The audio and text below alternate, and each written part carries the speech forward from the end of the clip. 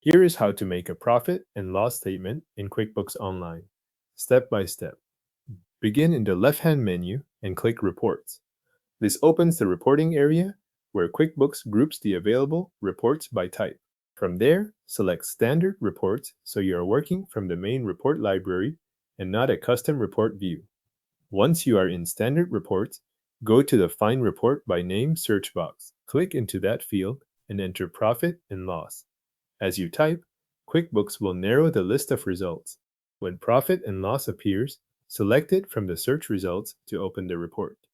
With the report open, move to the Report Period drop-down, click that menu, and choose the date range you want to include in the statement. This setting controls which transactions are included in the totals, so make sure the period matches the month, quarter, year, or custom range you need for your review or records. After that, choose the accounting method for the report. Select either cash or accrual, depending on how you want QuickBooks to calculate income and expenses. Cash shows activity when money is received or paid. Accrual shows activity when income is earned or expenses are recorded. Pick the method that matches the way you want the statement presented before moving on. If you need to adjust how the report appears, click Customize. This opens the report settings so you can change items such as the columns, filters, account details, or other report options that are available in this view.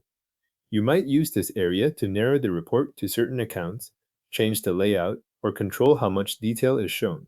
If the default view already matches what you need, you can still open Customize briefly to review the available settings and then leave them as they are. When your date range, accounting method, and any custom settings are in place, click Run Report. QuickBooks will generate the updated profit and loss statement using the options you selected. If the screen refreshes for a moment, wait for the report to finish loading before you review the totals and categories. Once the report is displayed the way you want, look for the print or export icon.